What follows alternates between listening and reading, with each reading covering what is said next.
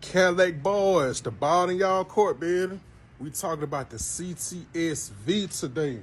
Gen 2, 2009 CTS V, 6.2 LSA supercharged, 550 horsepower. The first fastest production V8 sedan in the world. Yeah, this was years before the Hellcat.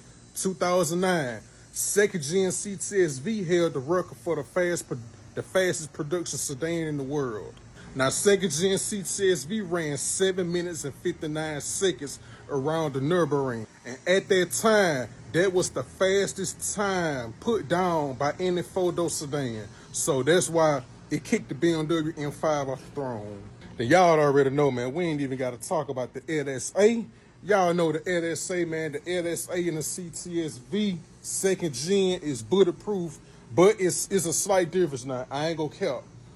The LSA in the CTS V is different from the LSA in the ZL1. So let's talk about this real quick. So, okay, with the CTS V, the lid is different. So the ZL1 and the CTS V, they have different lids. They have different gear ratios. Now that CTS V run 373 gears. It also has a higher top speed. So the CTS V was 556, the ZL1 was 580, but the CTS V has a higher top speed with less horsepower. I think a 5th gen ZL1 cap out like at 180 in the 180 range. Now that CTS V will go all the way up to the 190, like 192, 193, give or take, the 190 range. So with less horsepower, it has a higher top speed. But with the ZL1, on the other hand, the ZL1 has more horsepower because of the airflow of the lid.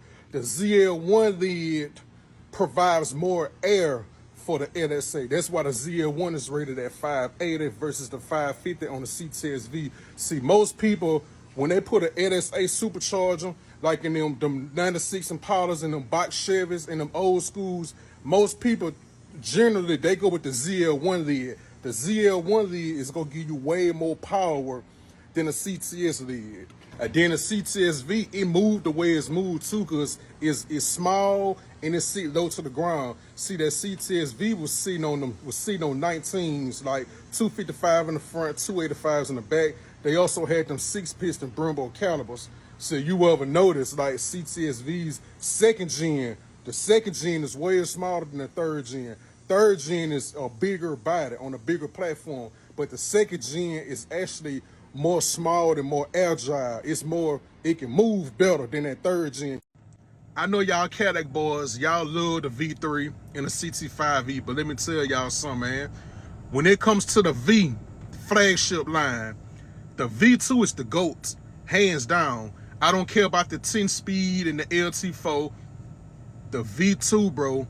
The V2 brought more to the table than the V3 or the CT5 ever could.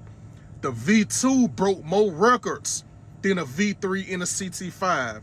This is the car that made BMW go back to the drawing board and come out with a whole nother M5. This is the car that dethroned the BMW M5. This is the car that set the record at the Nuremberg and set the record for the fastest production four-door sedan in the world 6 years before the Hellcat. This car broke more records and set the bar. It just, man, come on, bro. The V2 is the GOAT, man. So speaking of the V2, man, the V2 is the only V model that came in triplets.